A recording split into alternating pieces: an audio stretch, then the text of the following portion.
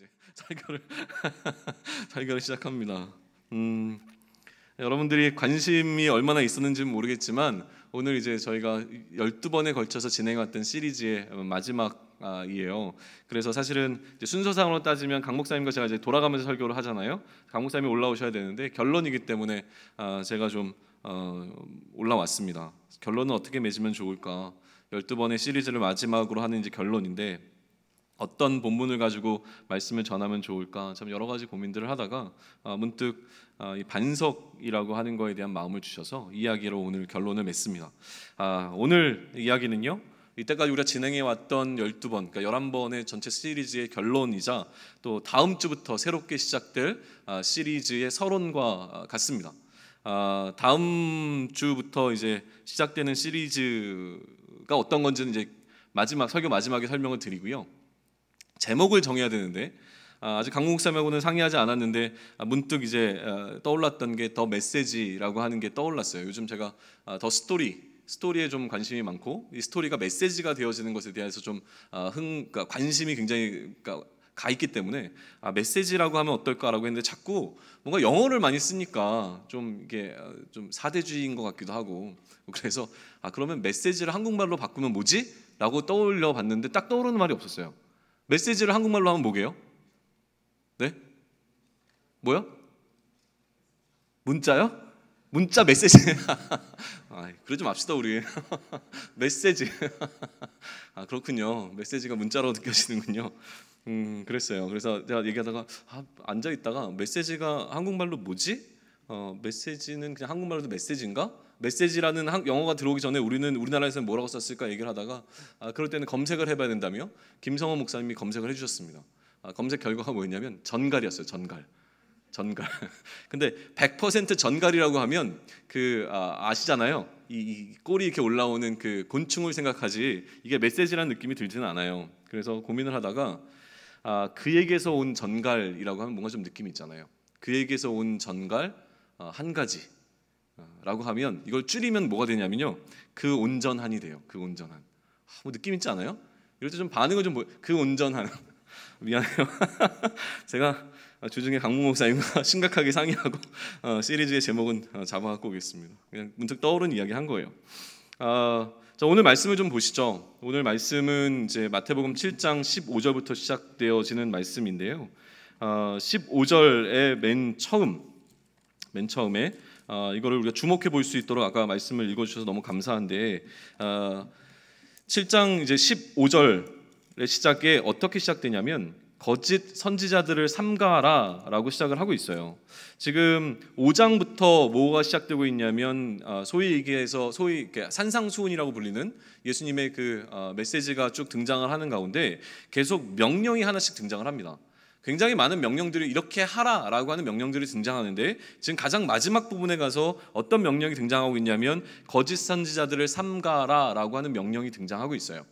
이 한 가지의 명령이 오늘 우리가 전체를 다 봉독했던 15절부터 27절까지의 그 패러그래프의 핵심적인 메시지가 그러니까 명령이 되어지는 겁니다. 여기서부터 다 풀리는 거예요.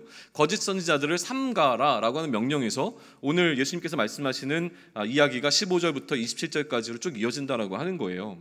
그러면 명령 자체는 거짓 선지자들을 삼가라라고 하는 것은 분명한데, 그럼 이제 우리가 정리해야 되는 것은 무엇이냐면 거짓 선지자가 누구냐라고 하는 것이죠. 거짓 선지자가 누구냐, 거기에 대한 설명이 쭉 이어집니다. 뭐라고 지금 정의 내리고 있습니까? 예수님의 정의인데 거짓 선지자란 양의 옷을 입고 너희에게 나오는 자이지만 속에는 어떻게 노략질하는 이리다라고 설명해요. 우리가 무슨 양의 탈을 쓴 늑대라는 표현은 익숙하시잖아요. 마찬가지예요. 양의 옷을 입고 있는 이리와 같은 자가 누구다? 거짓 선지자다라고 지금 정의를 내리고 계시는 거예요. 그러면 우리가 지금 이 명령을 받아서 거짓 선지자들을 어떻게 하래요? 삼가라고 명령하시잖아요. 이게 핵심적인 명령인데 그렇게 예수님의 명령을 따르려면 우리가 경계해야 할 것은 어떤 것이에요? 겉은 양의 옷을 입고 있지만 속은 이리인 자들을 경계해야 된다라는 메시지로 받으시면 돼요. 그런데 소위 얘기하면 이제 겉은 양인데 속이 이리라고 하는 것은 뭔가 양의 옷을 입고 속이는 거잖아요. 양처럼. 그럼 우리 속이는 것에 대해서 먼저 좀 이야기를 하고 좀 넘어가시죠. 왜 속이세요? 여러분들은 주로 왜 속이십니까? 속인다라고 하는 것은 굉장히 캐주얼하고 가볍게 접근할 수도 있고요.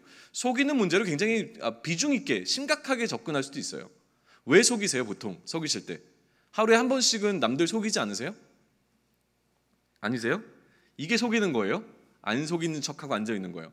그러니까 속이는 이유 중에 가장 쉬운 건 뭐냐면, 우리 두렵고 떨림으로 합니다.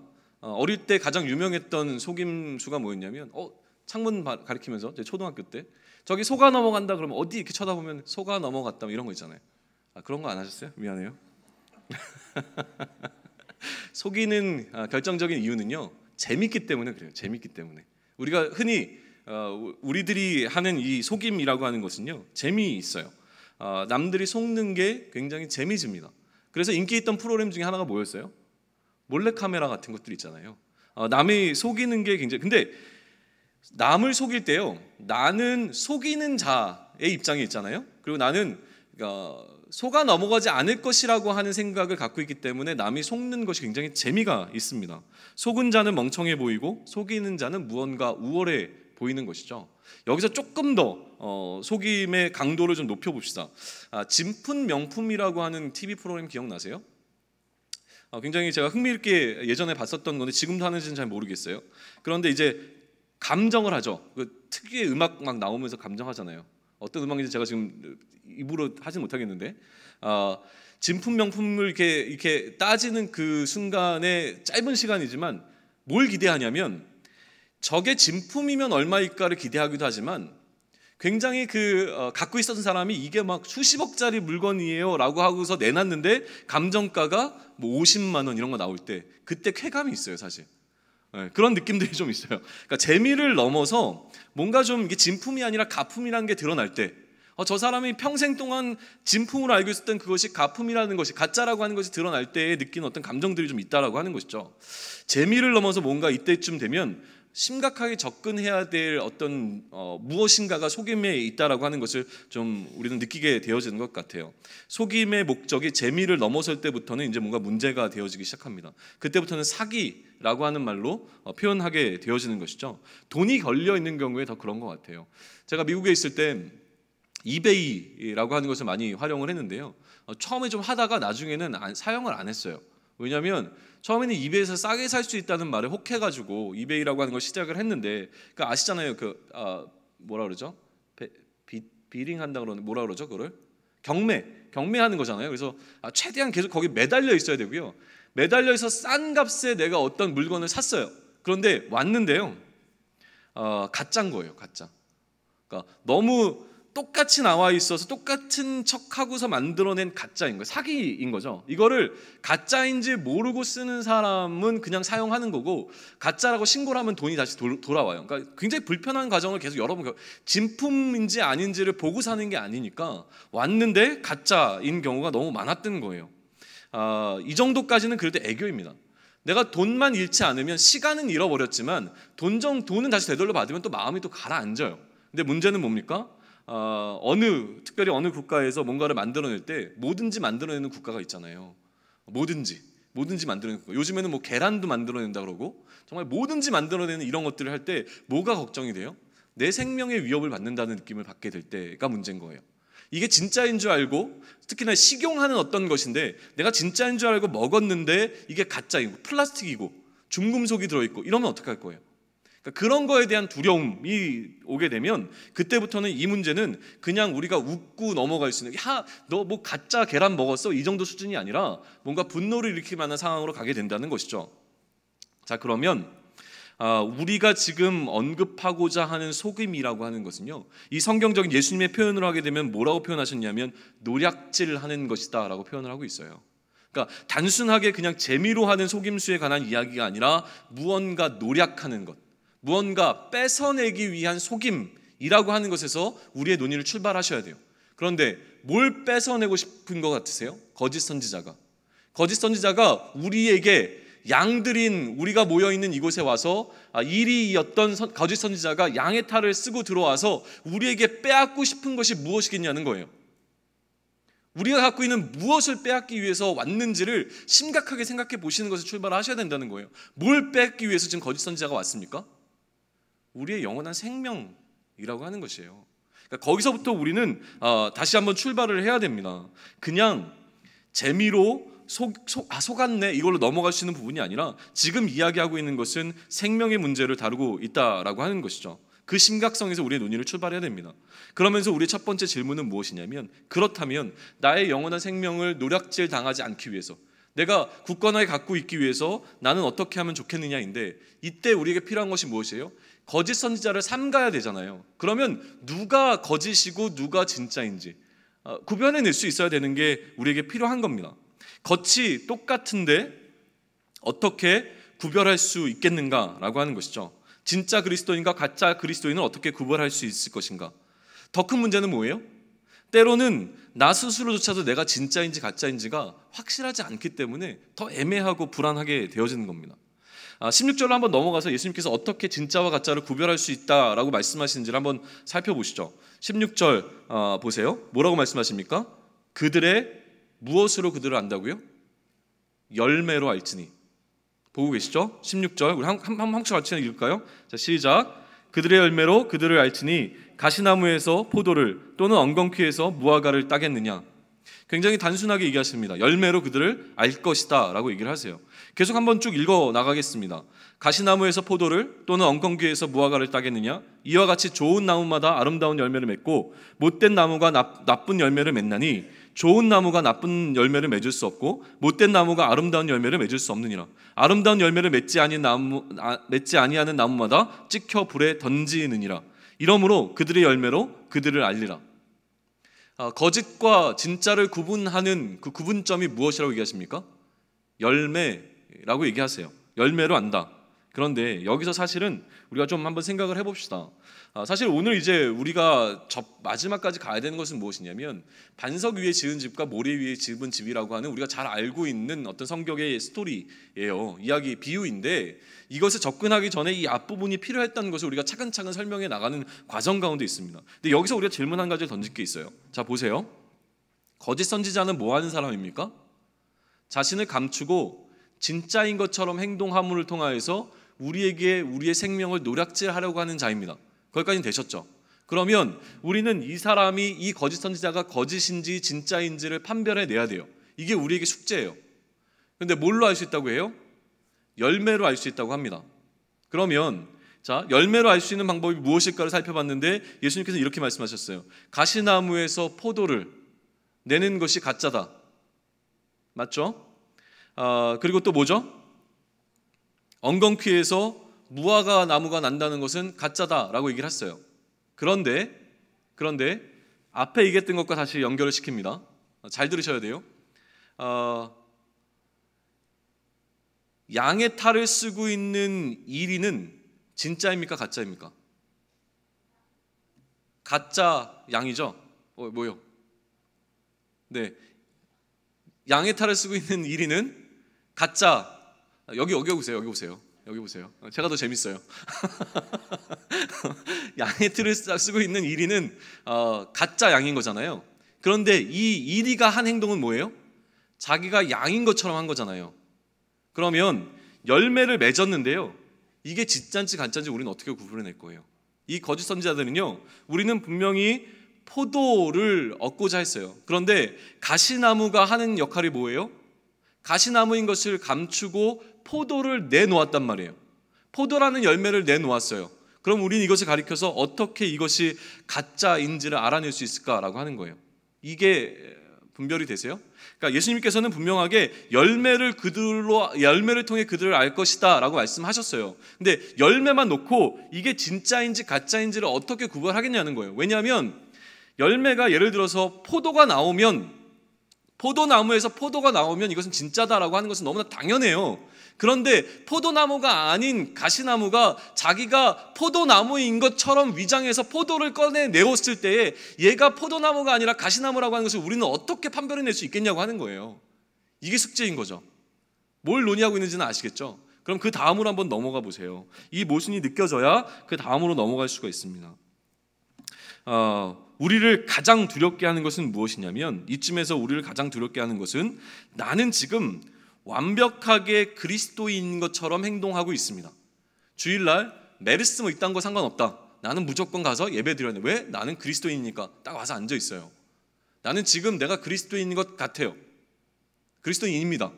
그런데 이것이 열매라고 쳤으면 이것을 가지고 내가 진짜인가 가짜인가를 확실히 판별할 수 있겠느냐라는 것을 한번 생각해 보시는 거죠.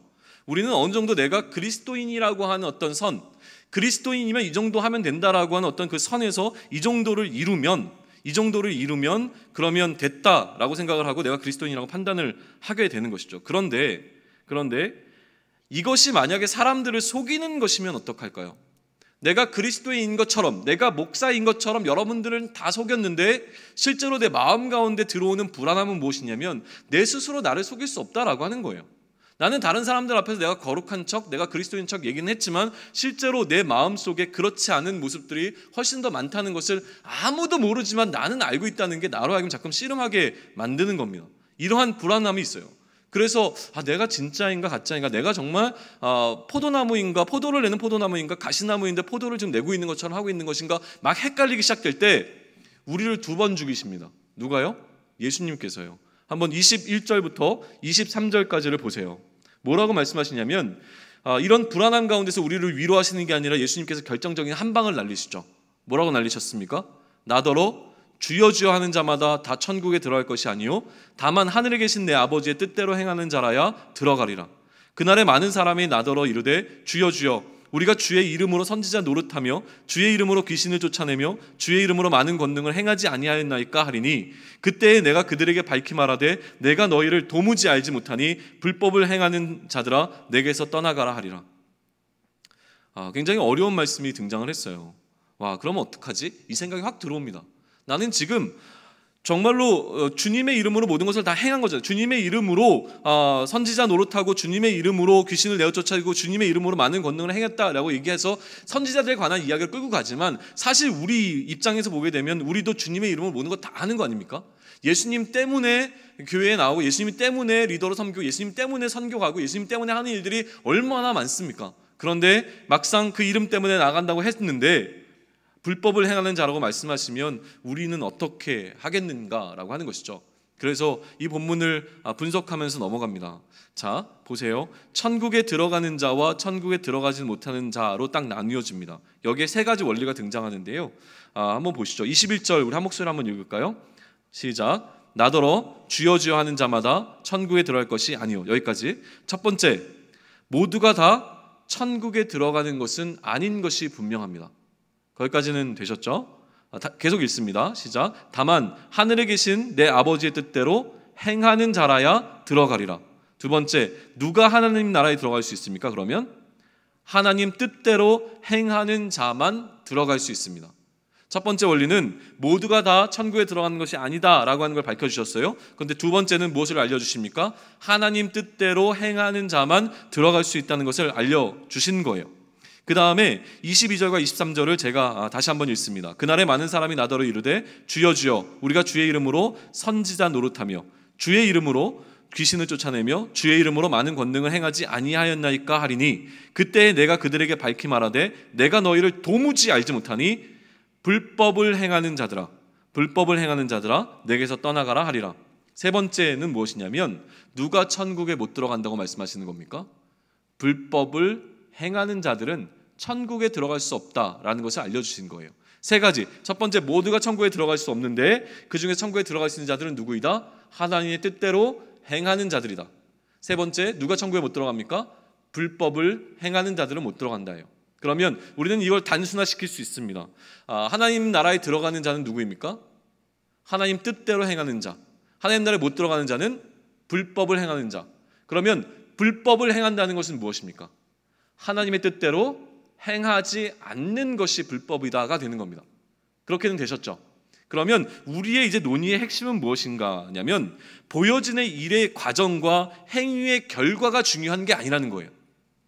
우리는 어떠한 과정을 겪어서 어떠한 일을 하고 있는가가 중요한 것이 아니라 지금 가장 중요하게 하나님께서 보시는 천국에 들어가는 자와 들어가지 못하는 자를 구분하는 가장 결정적인 것은 무엇이에요?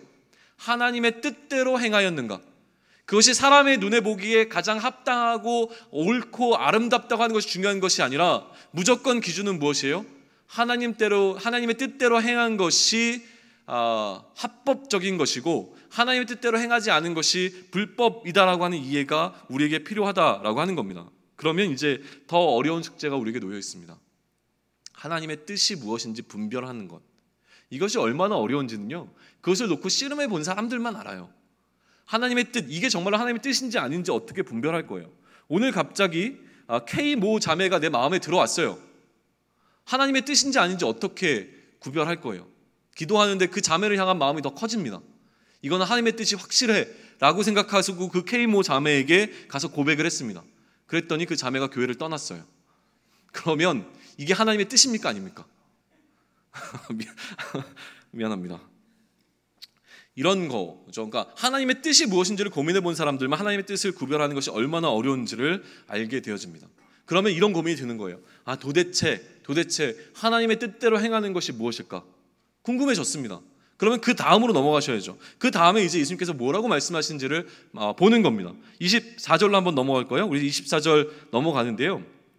24절 이후부터 무슨 얘기가 나오냐면 반석 위에 지은 집과 모래 위에 지은 집이 이제 대비가 되고 있는 장면이 나와요. 그런데 저는요, 이러한 고민을 하고 있는 자, 과연 그럼 내가 어떻게 천국에 들어갈 수 있지? 내가 하나님의 뜻대로 행하는 자인가? 나는 하나님의 뜻대로 행하지 않는 자인가? 나는 합법을 행하는 자인가? 하나님 앞에서 불법을 행하는 자인가를 고민하고 있는 어떤 사람에게 주시는 답이 24절부터 그 끝까지라고 저는 믿습니다. 왜냐하면 시작 자체를 그러므로라고 시작하고 있어요. 그러므로 마치 고민을 해온 것을 깨닫고 있는 것처럼, 알고 있는 것처럼 말씀하세요. 그러므로 뭐라고 얘기하십니까? 누구든지라고 얘기하십니다. 누구든지. 아까 얘기했습니다. 모든 사람은 천국에 들어갈 수 없다. 들어가는 사람과 들어가지 못하는 사람이 나뉜다. 그런데 해법이 있는데 이것은 특정한 사람들에게만 해당하는 것이 아니라 누구에게? 누구든지 이렇게 행하는 사람은 불법을 행하는 것이기 때문에 천국에 들어갈 수 없고, 누구든지 이렇게 행하는 자는 합법을 행하는 자이기 때문에 천국에 들어갈 수 있다는 것을 얘기하시는 것처럼 시작을 하신단 말이에요.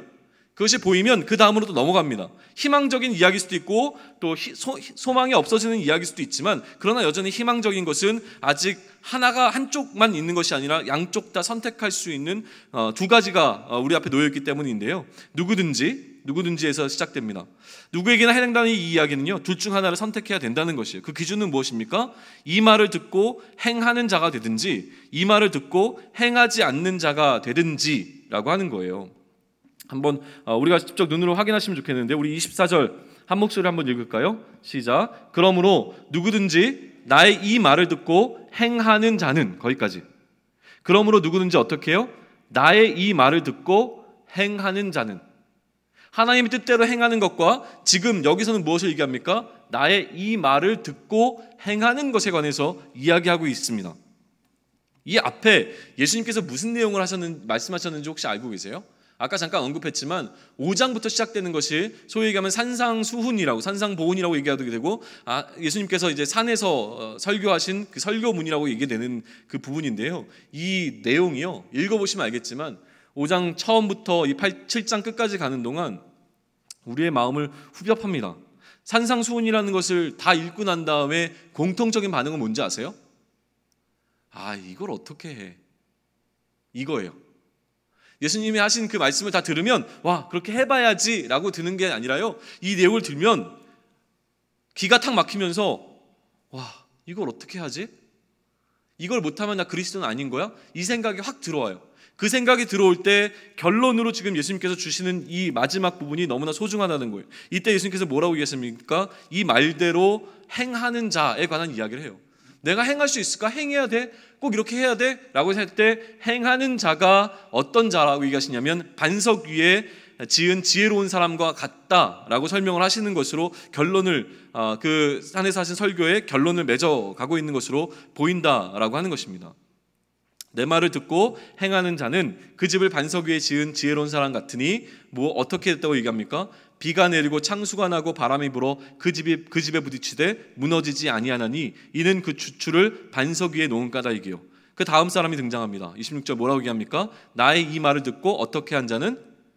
행하지 아니한 자는 어떻게 한 사람이라고 얘기합니까? 그 집을 모래 위에 지은 어리석은 사람 같으니 비가 내리고 창수가 나고 바람이 불어 그 집에 부딪힘에 무너져 그 무너짐이 심하니라 라고 되어 있습니다. 이 비유, 두 가지 비유에서 강조점은 무엇이겠습니까? 보통 이 모래 위에 지은 집과 반석 위에 지은 집이라고 하는 이야기를 들을 때 우리가 집중하게 되는 것은 어디예요? 어디에 집을 지었느냐에 굉장히 집중하게 되어 있는 게 일반적이에요. 어디입니까? 반석 위인가 아니면 모래 위인가 라고 하는 거예요. 그런데요, 우리는 오늘 여기서 조금 더 한 가지를 더 추가해서 고민해 보면 좋을 것 같아요. 지금 우리는 집을 짓는 것에 집중하고 있습니다. 무슨 얘기냐면 어떠한 열매를 맺는가, 어떻게 행하는가가 그 사람이 진짜인가 가짜인가를 나타낸다라고 하는 것, 열매로 안다라고 하는 말을 들으면서 우리는 어떠한 열매를 맺어야 할 것인가에 집중하게 되어 있는 것이 또 앞에서의 흐름이라고 본다면, 지금 우리는 집을 지었습니다. 그런데 집을 짓는 사람이 처음부터 무너질 것을 생각하고 집을 짓지는 않았을 것이라고 하는 것이죠. 그런데 왜 어떤 사람은 모래 위에 집을 지은 것일까요? 라는 얘기를 좀 생각해 보면 좋을 것 같습니다. 모래 위에 집을 짓던 반석 위에 집을 짓던 상황은 똑같습니다. 모래 위에 집을 지어도 그 집은 여전히 무너져 내리지 않았습니다. 반석 위에 집을 지은 집과 큰 차이가 없어 보입니다. 우리는 불법을 행하던 합법을 행하던 그 결과로 어떤 식으로든 나온 것에 있어서 큰 차이를 느끼지 못합니다. 때로는 내가 열심히 그리스도인 것처럼 살아가는, 내가 반석 위에 집을 짓는 그 노력을 하는 것처럼 느껴져도 그렇지 못한 사람들을 바라봤을 때 그 사람들이 짓고 있는 집이 내가 짓는 집보다 훨씬 더 튼튼해 보이고 더 나아 보이는 것을 느끼게 되는 경우들을 마주하게 된다고 하는 거예요. 자, 모래 위에 집을 지었느냐, 반석 위에 집을 지었느냐, 집이 지어진 것 가지고는 우리는 판별할 수 없습니다. 그런데 언제 그 차이가 선명하게 나타납니까? 말씀을 보세요. 24절입니다. 그러므로 누구든지 이 말을 듣고 행하는 자는 그 집을 반석 위에 지은 지혜로운 사람 같으니, 25절입니다. 어떻게? 비가 내리고 창수가 나고 바람이 불어 그 집에 부딪히면 차이가 나는 겁니다. 반석 위에 지은 집과 모래 위에 지은 두 집이 있습니다. 지금까지는 똑같았습니다. 둘 다 그냥 집이었습니다. 그런데 언제 차이가 납니까? 비가 내리고 창수가 나고 바람이 불게 되면 그 차이가 선명하게 드러난다라고 하는 것입니다. 그러면 이 비와 창수와 바람은 무엇을 상징하는 것일까요? 우리에게 찾아올 어려움이라고 하는 것이죠. 어느 곳에 집을 짓는 것과 상관없이 어려움은 반드시 찾아옵니다. 어려움은요, 모래 위에 지은 집에만 찾아가는 것도 아니고 반석 위에 지은 집에만 찾아가는 것도 아닙니다. 이 어려움은 누구에게나 다 찾아가고 있습니다. 그러면 어떤 차이가 있는 것입니까? 어려움이 찾아오지 않을 때 집을 어디에 지었느냐는 아무런 차이를 나타내지 않았습니다. 그런데 집이 세워져 있는 상태에서 어려움이 찾아오게 되면 무너지는 집과 여전히 서 있는 집으로 구분된다라고 하는 것을 이야기하는 것이죠. 신앙생활을 하면서 객관적으로 비교해서, 우리 눈에 비교해서 누가 봐도 진짜인 신앙인이 있고 누가 봐도 가짜인 신앙인이 보일 때가 있습니다. 또 반면에는요, 세상적인 기준으로 봐서 누가 봐도 진짜가 패자인 경우, 진짜 그리스도인이 손해보고 있는 경우, 진짜 그리스도인이 세상적으로는 패자인 경우, 누가 봐도 가짜 그리스도인인데도 세상적으로는 승자의 자리에 앉아있는 것 같은 안타까운 상황들이 우리 눈앞에 오게 되는 상황이 있다라고 하는 겁니다. 그런데 실제로 우리는 이러한 판단을 할 수 있는 판단자에 설 수는 없습니다. 판단을 하는 것은 온전히 하나님의 몫이기 때문에 그렇습니다. 우리가 누가 진짜이고 가짜인지를 판단하는 것은 하나님께 맡겨 놓아야 되는데요, 이 삶 가운데서 우리 스스로를 향하여 혹은 같이 있는 어떤 그리스도인들을 향하여 이것이 나타나게 되는 계기들이 있는데, 그때가 바로 어려움이 찾아올 때라고 하는 것이죠. 하나님이 우리에게 왜 어려움을 주시는가라고 하는 것은 굉장히 어려운 신학적인 주제인데요, 그 중에 한 가지로 이해할 수 있는 게 바로 이것입니다. 진짜와 가짜가 드러나게 하기 위함이라고 하는 것이죠. 어려움은 반드시 찾아오고, 이 어려움이 찾아오면 진짜와 가짜가 구분되어집니다. 신앙생활이 평탄하고 우리가 신앙생활하는 것에 아무런 어려움이 없을 때 진짜와 가짜는 그렇게 쉽게 구별되어지지 않습니다. 모두가 진짜인 것처럼 나타납니다. 그러나 우리 공동체 안에 어려움이 찾아오거나 나의 삶 가운데 어려움이 찾아왔을 때 내가 진짜 그리스도인인지 가짜 그리스도인지가 선명하게 드러나기 시작합니다. 우리 공동체에 어려움이 찾아왔을 때에 내가 진짜인지 가짜인지, 혹은 우리 공동체가 진짜인지 가짜인지가 반드시 선명하게 드러낸다고 하는 것입니다. 그런데 우리는 여기서 또 다른 교훈을 받을 필요가 있습니다. 무엇입니까? 어려움은 반드시 찾아온다는 것입니다. 어려움이 찾아오면 그 결과는 무엇입니까? 무너지든지 서 있든지입니다. 우리 공동체에, 우리 개인에게 어려움은 반드시 찾아올 것입니다. 그때 둘 중에 한 가지입니다. 여러분은 서 있겠습니까? 무너져 내리겠습니까? 라고 하는 것이죠.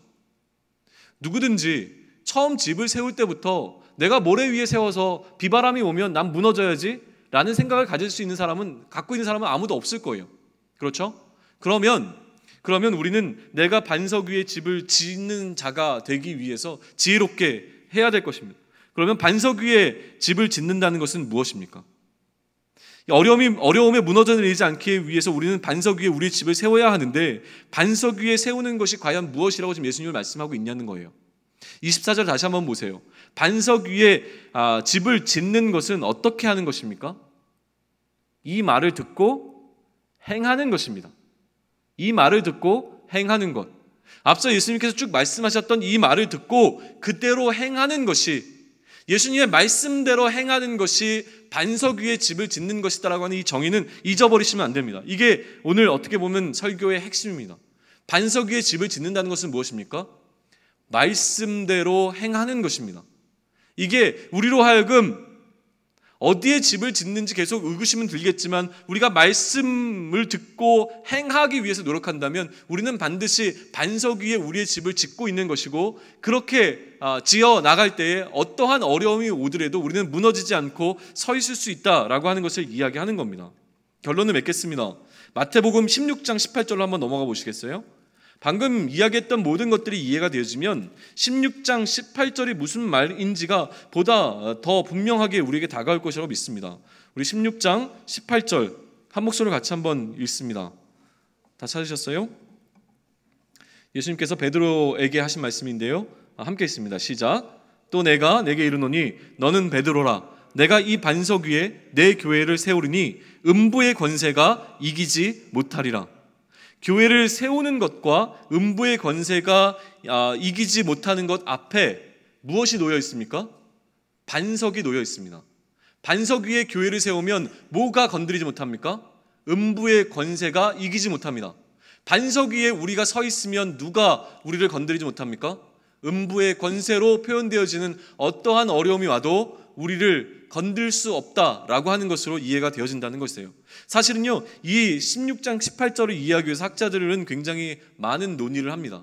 과연 여기서 얘기하고 있는 이 반석이 무엇을 지칭하는 것이냐에 대해서 여러 가지 의견들이 있어요. 오늘 그것을 이야기하기 위해서 이것을 꺼낸 것은 아니에요. 그러나 우리가 분명히 예수님께서 말씀하셨던 비유 속에서 반석이 말씀대로 행하는 것이라고 이해한다면 그 동일한 원리를 그대로 마태복음 16장 18절로 가져와서 지금 교회가 세워져 있는 반석이 무엇입니까? 말씀대로 행하는 것으로 이해해도 저는 무리가 없다고 생각을 합니다. 물론 더 본질적인 의미는 다른 것에 있을 것이에요. 베드로일 수도 있고, 베드로의 고백일 수도 있고, 베드로가 이후에 가리킨 것일 수도 있고, 베드로를 위시한 사도들, 교회가 세워진 그 근거가 되어 있던 사도들로 볼 수도 있을 여러 가지 시각들이 있을 수 있어요. 그러나 오늘 우리는 무엇에 집중합니까? 반석이란 무엇이었습니까? 예수님이 말씀하신 반석은 내가 말한 이 말을 행하는 것이다 라고 얘기했기 때문에 지금 교회가 세워져 있어야 되는 반석은 무엇이에요? 예수님의 말씀을 행하는 것 가운데 서 있어야 된다라고 하는 것입니다. 우리 교회가 건강하게 서 있으려면 우리는 어디에 서 있어야 되겠습니까? 예수님이 우리에게 주신 그 말씀에 서 있어야 하는 것이 너무나 필요하다라고 하는 것입니다. 이게 가장 중요한 원리라고 하는 것이죠. 그러면 우리는 여기서 마지막 고민을 해봅니다. 말씀을 듣고 말씀대로 행하는 것이 무엇인지 모르는 사람이 우리 가운데는 없을 것입니다. 우리는 설교를 듣는 이유도 그렇고 말씀을 묵상하는 이유도 말씀대로 행하기 위해서 그렇게 합니다. 기본적으로 교회에 나와서 그리스도인으로서 내가 무엇인가를 나타낸다고 한다는 것은요, 내가 하나님의 뜻대로 하나님의 말씀을 조차 행하고자 하는 어떤 노력에서 출발하는 걸 겁니다. 사실요, 오늘 이 거짓 선지자를 삼가라라고 하면서 나왔던 그 내용들을 그 거짓 선지자라고 하는 말에 좀 집중해 본다면 사실 어떻게 보면 말씀을 전하는 자, 저와 같은 사역자들에게 주시는 메시지로도 어떻게 좀 강하게 볼 수가 있어요. 거짓 선지자에 집중하게 되면요, 행하지 못하게 만드는 역할을 하는 거잖아요. 하나님의 말씀대로 행하지 못하게 하는 방법에 대해서 좀 가르쳐 드릴게요. 어떻게 하면 되냐면 하나님의 뜻을 의도적으로 왜곡하는 겁니다. 하나님의 뜻을 전하는 것처럼 이야기하지만 의도적으로 내가 살짝 왜곡해내는 겁니다. 그렇게 하면 하나님의 뜻대로 행하지 않게 만들 수 있는 거짓 선지자가 되어집니다. 두 번째 방법은 무엇이냐면 하나님의 뜻을 나는 알지만 다른 사람들에게 하나님의 뜻이 무엇인지를 알리지 않은 겁니다. 하나님의 뜻이 무엇인지를 알게 되면 그대로 행하니까 알려주지 않는 겁니다. 그러면 저는 거짓 선지자가 됩니다. 선지자라고 하는 타이틀은 갖고 있지만 하나님의 뜻을 알려주지 않으면 나는 거짓 선지자가 될 수 있다고 하는 것이죠. 또 한 가지, 하나님의 뜻을 쥐뿔도 모르면서 아는 척하면 됩니다. 내가 하나님의 뜻이 무엇인지를 모르면서 이것이 하나님의 뜻이야 라고 강력하게 외치면 거짓 선지자가 되는 것은 굉장히 쉽습니다.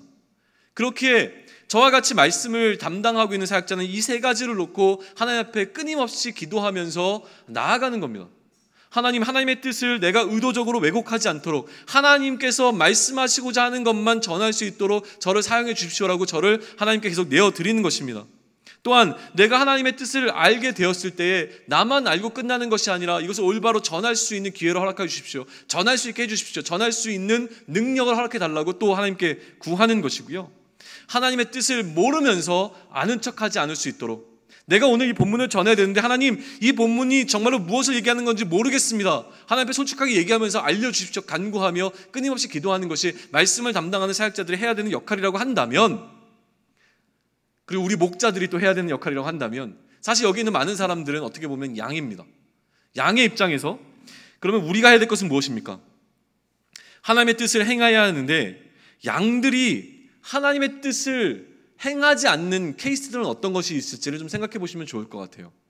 두 가지로 크게 나눠볼 수 있을 텐데요. 가장 쉽게 첫 번째, 하나님의 뜻대로 행하지 않는 이유는 뭐겠습니까? 알면서 안 하는 겁니다. 여러 가지 수만 가지 이유들 때문에 알면서 하지 않는 겁니다. 말씀을 주야로 묵상해라. 알면서 주야로 묵상을 어떻게 해?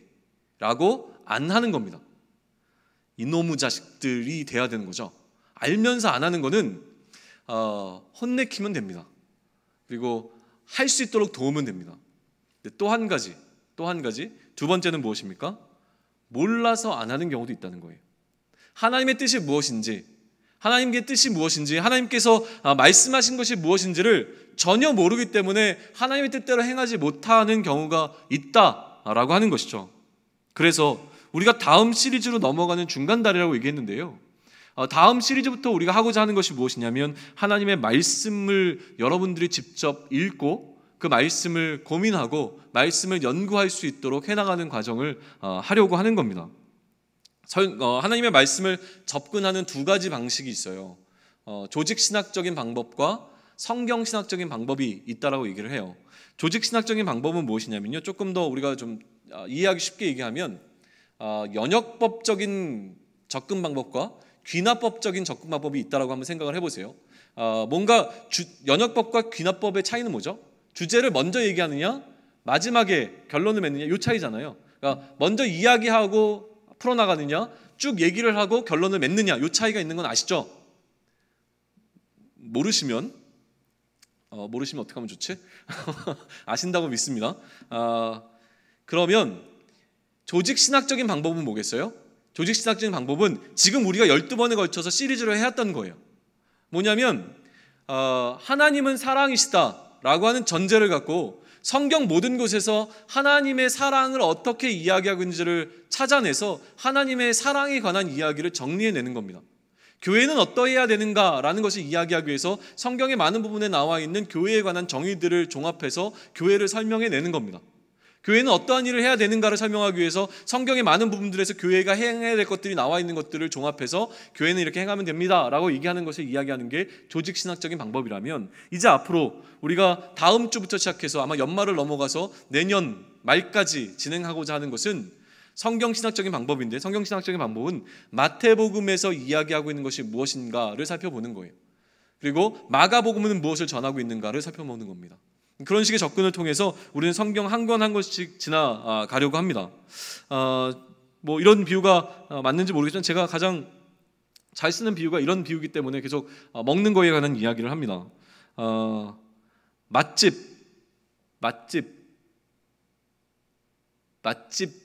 먹어봐야지 아는 거죠. 그래서 샘플을 먹어봐야 됩니다. 샘플을 먹어보고 진짜 맛있다라는 생각이 들면 무조건 찾아가서 큰 접시로 아마 먹을 겁니다. 이 역할을 저와 강문 목사님이 잘 해냈으면 좋겠어요. 마태복음이라고 하는 맛집과 마가복음이라고 하는 맛집이 있습니다. 너무나 맛있어요. 너무나 맛있는데 아무도 읽어본 적이 없습니다. 그 맛집에서 뭔가를 경험해보고 맛본 적이 없어요. 하나님을 맛보아 안 적이 없습니다. 그래서 한 번의 설교에 마태복음 전체를 다 설교할 수는 없습니다. 만약에 이 마태복음을 우리가 설교하면서 다음 주에 강문 목사님이 마태복음을 하시고 그 다음 주에 제가 마가복음을 할 텐데, 제 입장에서 보게 되면 마가복음을 설교할 때 단 한 번만 마가복음을 설교할 수 있다면 무엇을 전할 것인가에 또 집중해 보려고 합니다. 그래서 이 마가복음에 대해서 가장 핵심적인 것, 혹은 마가복음 전체를 보기 위해서 알아야 할 것, 그 어떤 것들을 아마 전하게 될 거예요. 그런 목적은 뭐예요? 일주일 동안 여러분들이 마가복음을 맛보고, 여기서 샘플을 맛보고 진짜 맛있네, 나도 한번 먹어봐야지, 마음껏 드시는 거예요. 질릴 때까지 드세요. 이게 필요한 거거든요. 그러니까 이렇게 나가는데 구약부터 진행하면 좀 가다가 가끔 좀 질리기도 해요. 그래서 신약부터 시작합니다. 마태복음부터 시작해서 요한계시록을 가고 끝나면 다시 창세기부터 한번 가보려고 합니다. 그렇게 진행하는 동안 정말 우리가 말씀이 무엇인지, 또 말씀을 읽고 그 말씀이 무엇인지를 알게 되면 그 다음에는 무엇이에요? 말씀대로 행해야 됩니다. 말씀을 듣고 말씀대로 행하는 것이 우리를 반석 위에 세우는 것입니다. 우리가 반석 위에 세워지면 어떻게 됩니까? 어떠한 어려움이, 어떠한 음부의 권세가 우리를 흔들려고 해도 우리는 무너지지 않을 수 있게 된다라고 하는 것입니다. 저는 두 가지 다 이루어졌으면 좋겠습니다. 알면서 행하지 못한 자들은 이제 알기에 행할 수 있는 자들이 되었으면 좋겠습니다. 행할 수 있도록 더 깊이 알았으면 좋겠습니다. 하나님의 사랑의 그 크기와 깊이가 얼마나 놀라운지를 알아 그 사랑을 우리도 행할 수 있는 자들이 되기를 소망합니다. 또한 모르고 있던 자들이라면 이번 기회에 알면 좋겠습니다. 단 한 번도 성경을 펼쳐보지 않고 지금까지 신앙생활을 잘 해오신 분이라면 성경을 펼치셔야 합니다. 성경을 빼놓고 말씀을 빼놓고 우리 교회는 서 있을 수가 없는 것이 너무나 본질적이기 때문에 그렇습니다. 설교를 듣는 것이 중요한 것이 아니라 말씀을 들으셔야 하고 그 들은 말씀을 행하셔야 합니다. 거기에 우리가 동의가 되어지고 합의가 되어졌으면 좋겠습니다. 다음 주부터 진행될 그 시리즈에 우리의 마음을 모으고 기도하면서 준비했으면 좋겠습니다. 우리 시간 좀 찬양하면서 우리의 마음을 좀 정리하시면 좋겠는데요.